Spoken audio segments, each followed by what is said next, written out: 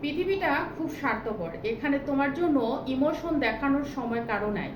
তুমি যদি ভাবো তোমার কষ্ট কেউ ভাগ করে নেবে, তোমার আবেগ, তোমার চোখ পানি দেখে কারো মন গলবে, তাহলে তুমি বোকা। দিন শেষে নিজেকে তুমি যদি কারো করুণার মাঝে পড়ে থাকো, তবে তুমি দিনে দিনে শেষ হবা। স্বার্থপর মানুষগুলো নিয়ে সারাদিন ভেবো না, তাদের কোনো ক্ষমতা নেই কিছু দেবার। তুমি তোমাকে অনেক বেশি শক্ত করে নাও, কারণ কষ্ট তোমার, দুর্বলতা তোমার, আসক্তি তোমার, তাই খারাপ পরিণতিও তোমার। সবাই মুখোশ পরে তোমার মাথায় হাত বুলিয়ে দেবে।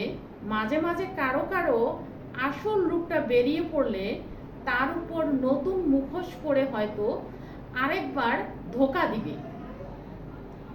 তাই নিজেকে স্ট্রং করার জন্য নিজেকেই চিনতে করতে হবে।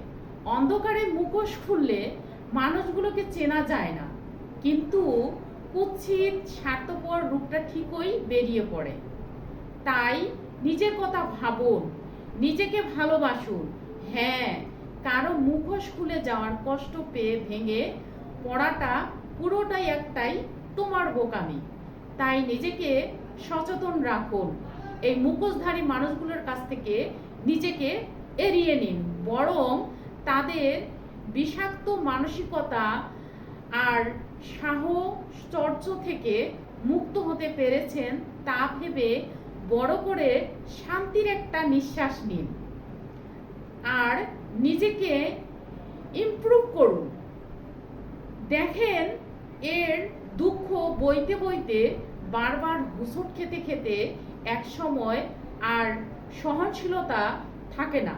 তখন জন্মের মনের অসুস্থতা, আর আপনি মেন্টাল ডিপ্রেশন থেকে অবশ হয়ে সেই আঘাতগুলো নীরবে সয়ে নিতে থাকেন।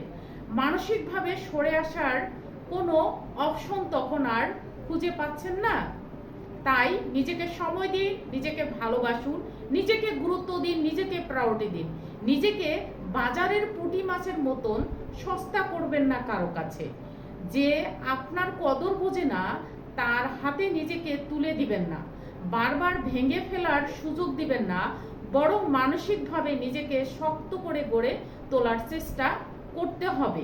আজকে থেকে নো ওয়ে, নো অপশন। তাই নিজের একটা শক্ত মানসিক অবস্থান এবং পার্সোনালিটি তৈরি করে ওই লোকগুলোকে শিক্ষা দেওয়া উচিত। নিজেকে তৈরি করুন। এসব টিপসের উপর মেন্টাল কন্ডিশন চেঞ্জ হবে না, কারণ আপনি এখন কনফিউজ হোঁচট খান, তবে পড়ে থাকবেন না। একই ভুলের মাঝে যতই চেষ্টা করো, বেয়াদবেই থাকে। কাউন্সিলিং কাণ্ড জ্ঞানহীন স্বার্থপর তার নিজেরটাই আগে ভাববে। গালাবাজি করবে, তুমি উত্তর দাও, বেয়াদব কি বেয়াদবি ছেড়ে দিবে? তুমি চাইলেই বা তোমার হাজার চেষ্টা। ও রক্তের আর মস্তিষ্কের ভিতরেই তো বিন্দু বিন্দু এই উপাদান। তাহলে কিভাবে ভাবলে যে তুমি কাউকে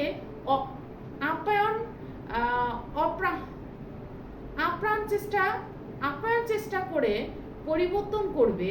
এটা যত জলদি বুঝবে, তত জলদি নিজের কষ্ট থেকে মুক্তি পাবে ইনশাআল্লাহ। আজকের ভিডিওটা কেমন হয়েছে অবশ্যই কমেন্ট বক্সে লিখে জানাবেন। কার কার জীবনের সাথে আমার ভিডিওটা মিলে গেছে তারাও কমেন্ট বক্সে লাগাবেন। ভালো লাগলে লাইক, কমেন্ট, শেয়ার করতে ভুলবেন না। আমার পেজটাকে এগিয়ে নিতে সকলে সহযোগিতা করুন। সকলের কাছে কৃতজ্ঞ। সকলকে আসসালামু আলাইকুম, আল্লাহ হাফেজ।